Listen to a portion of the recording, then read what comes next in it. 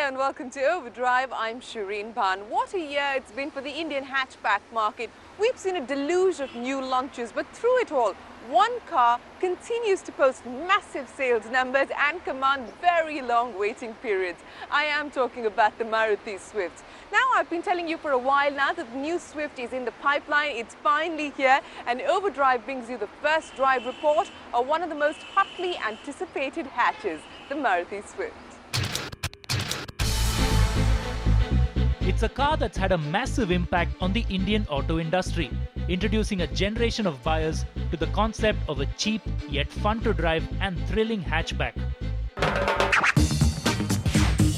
So much so that even 6 years after its launch, the Swift is the best-selling premium hatchback in the country, with long waiting periods and evangelical owners who are even willing to come out on a Sunday to try breaking Guinness records in their car. So when it was time to work on the new Swift, Suzuki's engineers were faced with, if you'll pardon the really bad pun, a tall order. They needed to make substantial changes and improvements to the car, but they couldn't risk tinkering too much with what had now become an iconic and instantly recognizable shape. I mean, why bite the hand, or in this case, the hatch that feeds you? And that's a pity, because this is an all-new car in almost every respect, though most people won't realize it. It's based on a new platform that's longer and wider, and though the basic silhouette remains familiar, almost every panel on the car is new. There are new, more prominent headlamps, stunning new tail lamps, and much more detailing all around, with pronounced character lines and a redesigned boot lid. The top-end variants of the new Swift also get these new 15-inch alloy wheels sporting MRF rubber. But while you'll need to do a close inspection of the exterior to see the changes, all you need to do is step into this cabin to know that everything has changed, and for the better too. Maruti has chosen to ditch the experiments with beige and go with a sporty all-black interior for the new Swift, with chrome garnishes providing contrast. In the top-of-the-line Z variants, the new V-shaped center console holds the high-end audio system from the Kizashi with aux and USB support and automatic climate control. There is a new steering wheel that's adjustable for rake, sporting controls for the audio system, and the driver's seat is adjustable for height. Pop-out cup holders, some new storage niches, and new textured seat fabrics complete the picture. But though the quality of plastics and finish is much improved, there is a downside. Despite the wheelbase growing longer, liberating 20 millimeters of extra knee room, the rear bench still feels cramped, especially so because of the high glass line and all-black interior.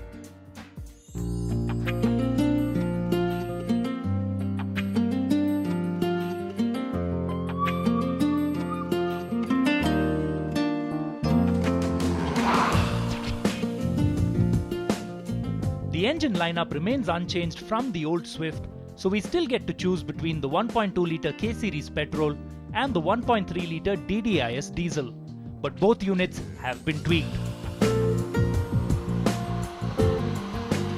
The biggest changes have happened to the petrol engine, which now gets variable valve timing in the quest to boost fuel economy. As a result, max power has increased from 85 to 87 PS, while the overall efficiency is up by 4%.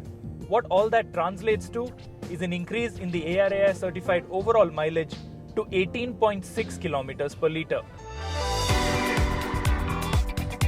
Efficiency aside, the 0 to 100 time is now 12.85 seconds as against the old Swift's 13.8. It's a rev-happy motor that compels you to work the gearbox, which has also been tweaked to provide even slicker and more precise shifts.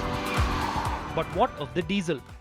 It's very hard to make substantial changes to something that was already the best in its class.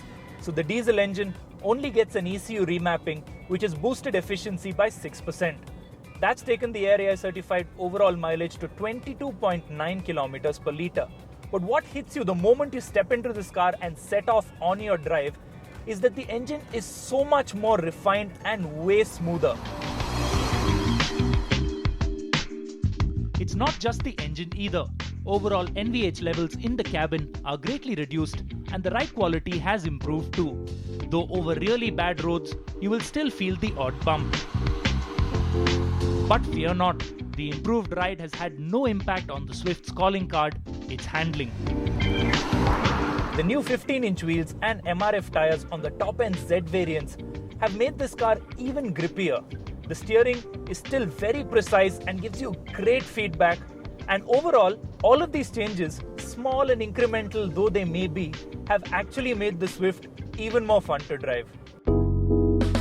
Even though Maruti has raised the ride height by 30 mm from the European spec, the new Swift is still every inch a driver's car, carving corners with poise. The top variant also boasts of a new and improved ABS unit that gives you even more confidence to push the car hard and fast.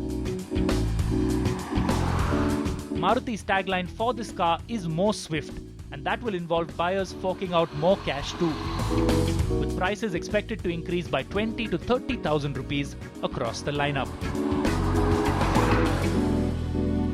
But to sum up this package, I'll leave you with two thoughts. If you pass this car on the street, you'd be hard-pressed to know if it was the new Swift or the old one. But if you're driving this car, you'll know that what you've just bought is a much improved car in every respect. A car that looks set to continue to dominate its segment. But that's the subject of another story that we'll have on the show very soon.